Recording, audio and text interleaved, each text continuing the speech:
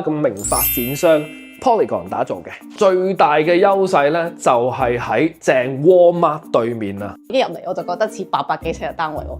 呢一個咧就係 Alexandra Court， 即係我哋呢一個屋苑嗰個嘅會所嚟嘅。中間嗰個位咧就係佢個室外泳池，每一間房咧都會有冷氣嘅。62萬8就可以喺 Richmond 買到一個2房單位，有冷氣同埋有車位嘅單位啊！仲要係11年樓添。咦，呢度好熟口面，我哋之前係咪都嚟過？冇錯啊，我哋咧應該大約係個零月左右之前咧有第二個 listing 喺度嘅。咁啊，我哋呢一個嘅屋苑咧就係 Alexandra Court 啦，咁名發展商 Polygon 打造嘅。有冇興趣咧？有興趣咧，跟我哋睇樓啦 ！Let's go！ 我哋今次嘅掛牌 listing exact location 咧就係9399 Alexandra Road 嘅。咁呢個屋苑咧個名叫做 Alexandra Court。由知名發展商 Polygon 打造嘅，呢棟樓2015年起好，而家樓齡咧係11年新嘅。我哋呢棟樓最大嘅優勢咧就係喺正 Walmart 對面啊，生活配套可以話係非常成熟嘅。步行範圍咧已經有超市 Walmart 啦，亦都有好多嘅餐廳、銀行、牙醫等等嘅好多日常嘅設施。對於自用或者係投資客咧，其實最大嘅優勢就係生活便利同埋穩定嘅租務需求嘅。而 Alexandra Court 咧最大嘅特色咧就係佢嘅會所配套非常之完整啊！佢包括咧有萬幾尺嘅大嘅內園啦，仲有個會所，裡面有 gym， 仲有一個室外游泳池、party room 等等。再加上咧呢個環境相對安靜啦，咁所以好適合咧就係家庭生活嘅一個社區嚟嘅。嚟到我哋頂層嘅613號單位，咁我哋個單位咧嘅面積咧就係727尺，係一個2房1廁嘅單位嚟嘅。冇錯啦，咁啱啱阿咪講話呢個單位係727尺啦，但係我一入嚟我就覺得似800幾尺嘅單位喎，因為你可以見到咧佢呢個餐台位咧係擺咗張6人台嘅。通常啲 apartment 係好少有呢個空間可以擺6人台嘅喎。仲要係咧，放完張6人台嘅餐台側邊，仲可以放一張7人座位嘅 sofa， 你就可以知道啊，呢個廳咧係有幾大幾寬闊嘅。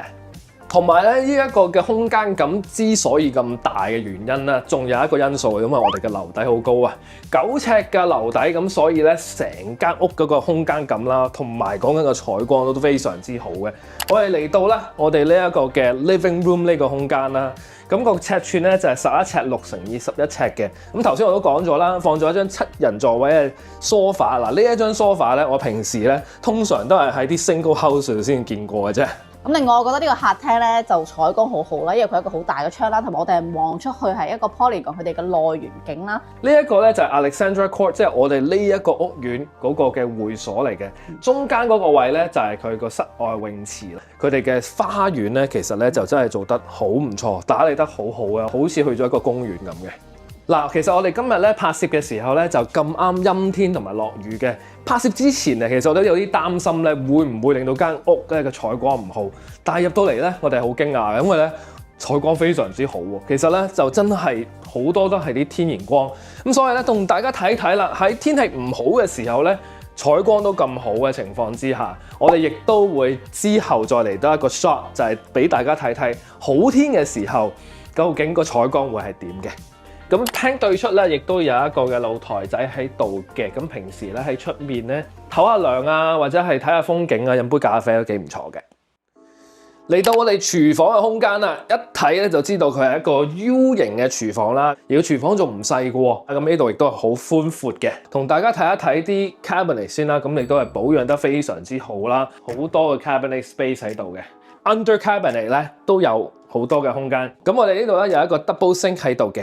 咁同埋咧，見翻呢啲 appliances 咧，全部都係用翻不鏽鋼嘅，咁啊係明火煮食噶啦，5個爐頭，下低亦都係一個30寸嘅 oven 啦。而個 fridge 咧就係一個 built-in 嘅 fridge 嚟嘅。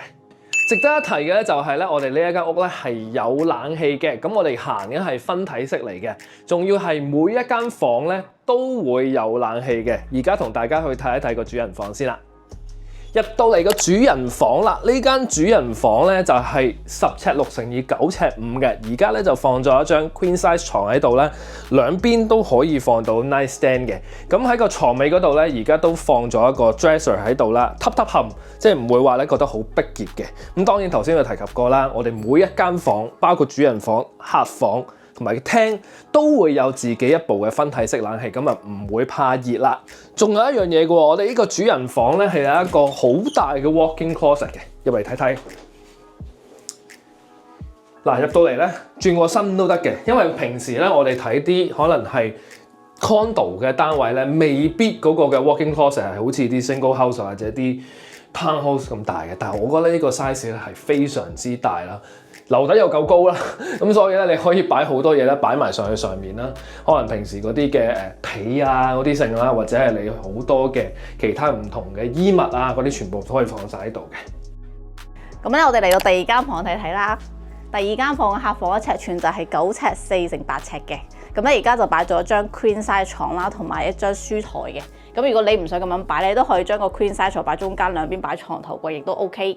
咁呢間房咧就對住我哋個露台啦，咁咧就可以見到咧嗰個採光係非常之好嘅，即係亦係好開揚啦，係冇乜遮擋嘅，所以咧天氣好嘅時候呢間房係好舒服。咁間房呢個位都會有一個衣櫃啦，咁呢個衣櫃其實望落都幾深下嘅，咁入邊咧個樓底咧都好高啦，咁所以咧你都可以再擺更加多嘅架喺度啦，或者係可以擺多啲嘢喺度嘅。嚟睇睇呢個洗手間啦，咁呢個洗手間咧其實都好寬闊嘅，咁啊我睇到有towel衫咁喺呢個嘅浴缸側邊呢一個位置，咁同埋咧就係我哋呢一個嘅洗手盤側邊嘅 countertop 咧個空間都唔少嘅，咁所以咧可以擺好多嘢啦，譬如話平時嗰啲 hair dryer 啊或者其他嘅日用品等等嘅。咁洗手間對面咧就會有呢一個嘅 stackable 嘅洗衣乾衣機喺度啦。好啦，咁我哋咧今次呢條片咧大致上嘅內容都同大家介紹到差唔多啦。咁我哋都做翻個總結先啦。咁首先第一樣嘢咧，我哋嘅嗌價咧就會係62萬8嘅。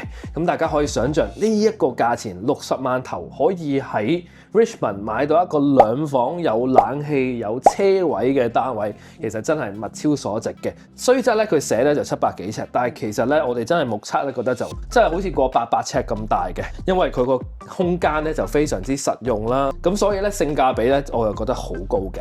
咁我自己就中意呢個屋苑嘅一啲管理啦，我見到佢嘅公共嘅設施都係維護得好好啦。咁第二就中意佢呢個地方嘅 location 啦。咁啱啱咪都有講話我哋 lobby 一落去嗰條馬路對面就係 Walmart。加多樣嘢啦，就係我覺得我哋個採光都好好啦。頭先有提及過啦，其實而家咧出面落緊雨嘅，但係咧個採光係好夠嘅。咁大家可能應該有留意阿 Mike 啲片咧，發覺咧最近的而且確喺呢一區裏面都唔少嘅掛牌啊。咁但係咧，其實咧喺掛牌嘅途中咧，其實咧我哋好多時候咧好快咧就已經收到 offer， 好多咧都已經成交咗啦，或者有一啲嘅 accept offer 等等嘅，可以證明咧就係我哋呢一區雖然咧放盤多，但係咧個需求咧依然都係好強勁嘅，因為好多無論係上車嘅人士啦，或者係投資嘅客人啦，可能佢一睇準呢一區，因為夠方便，第二性價比又夠高，發展商又夠好，咁所以咧大家咧如果係有興趣有呢個需求嘅話咧，都唔好猶豫。你睇緊呢條片嘅時候咧，我哋咧就已經掛咗牌㗎啦。咁今個禮拜嘅 Open House 嘅 schedule 咧就喺下低嘅 description 嗰度，有興趣咧可以過嚟參觀，或者直接私信我，可以帶嚟睇嘅。冇錯，咁中意我哋頻道記得要 CLSS 啦，下一集再見，拜拜。